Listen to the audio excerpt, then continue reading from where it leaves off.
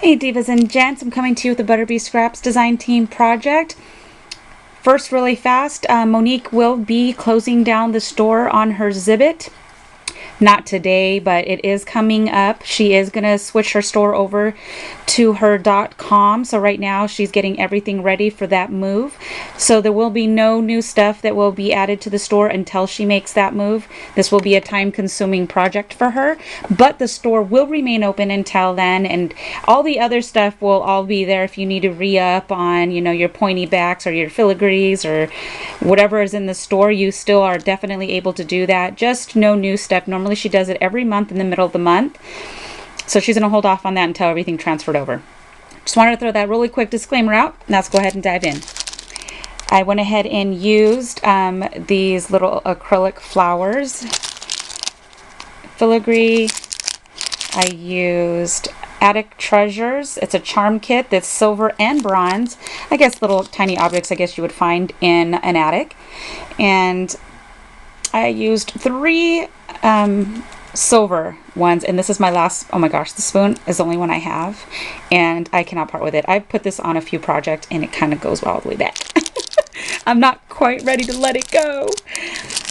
I use this butterfly, this bezel. It's a very hard metal. There is no cutting on this bad boy. I used these cabochons that fit the bezel. CAB01. Is that a 0? No. CABO17. And these fit perfectly inside, and these are glass, not acrylic. Okay. I used the ball ending pieces. These are all left of these doodads. I used a couple of those. That's what I used in my project. I altered a super cute little tiny clipboard that I purchased from Staples. Staples had these little clipboards for like $1 like a few years ago. So it's time to start using the stuff that I keep buying and that's been sitting in my closet taking up space. And this is going to be gifted to somebody. So not only did I use something that was in my closet, it's going to get out of my house too. So I used Bella Rose paper. Thank you, Bridget. And the cool thing about this clipboard is that everything was screwed, so you could take it all off and paint it or cover it with paper. I opted to cover it with paper.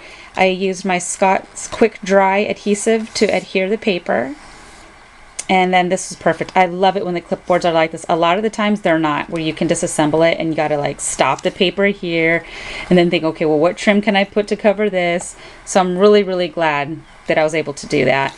This really cute little trim that's all the way around is some trim that I got from LA.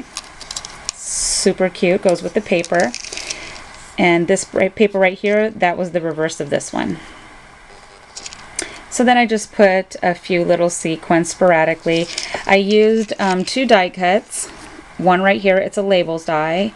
I think this is the Tim Holtz one. Right here, and then I took another one and put it here.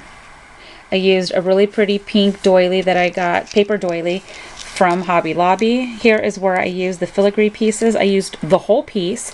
Yes, you can cut through these, but I opted not to do that because then it leaves the edge very rough. And I didn't want that part along the paper when it's moving back and forth. I didn't know if it would rip it or something, so I just used the whole piece. Then I put on a little doodad. I adhered this metal, this doodad, with E6000 onto the paper. This onto the filigree. Okay. Same thing on this side here. And then this right here is just your typical post-it note. I put on a cute little tilde die cut. I wanted to put that on there. I know that when the person that gets this, she may be able to write something here, but when it's time to let this go, the whole thing's going to have to go, or, well, she could possibly save it because I only put a little bit of tape runner right through here. So I think carefully you could save it. I didn't use hot glue. So, and then right here is where I put the butterfly. It is functional.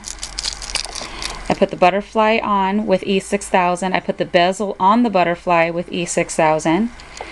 And this bezel, the pretty image that you can see, that is a tilde image, one of the die cuts. I just cut that part out of the die cut. It was an egg. So I was like, well, I'll use the center part of the egg because it was beautiful. And then I adhered that with glossy accent to the cabochon. And then the whole thing, once it was dried up, I adhered that with with glossy accent to the bezel. So I used both E6000 and glossy accent for most of what I did. E6000 to put these little ones on. And you only need a little bit. You want to keep in mind when you are adhering a cabochon glass piece or even the acrylic kind to an image, you don't want, what I do is I turn it over and I do this in the back, and that's it. And then I put it down, and I always push hard because you'll get little bubbles and pockets that go through here. So I'll rub my fingers through the back to press it out. And you don't want to put adhesive at the edges because it will goo out all over the place. So that's why I always do this. So when I press down, everything will start pushing to the ends. And of course you're going to get a little bit. I'm not saying you're not, but you get a lot more if you put it too close to the edge. Okay. And then here's the little dangles. I have it hanging off of the butterfly. No, I'm lying. Off of the bezel. It also had a little loop. And then of course the chain is from ButterBee. These are just little tiny pieces that I had left from a bag. And I keep all of them, even though I use, what do you call it? Little piece, there's little pieces left, I keep them. Because when I do little dangles like this, I only need a few chains. So this is where the charm came out of that kit. Here's the bead cap.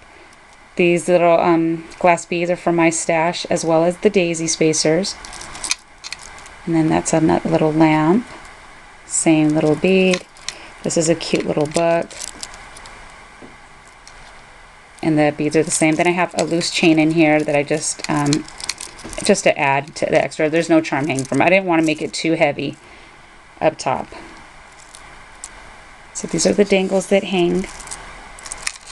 Now, if the person that gets this would like to, she could have that option to hang this on the wall where it stays flush.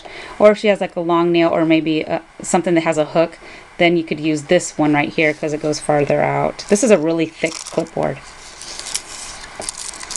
So here is my little design team project for ButterBeeScraps. I had a blast putting this together, and honestly this did take me no time. And excuse me, a lot of times what I do is I dump everything out on my bed because sometimes you get overwhelmed, and I put out all my pieces. I take the item I know I want to work with, and that's how I do it.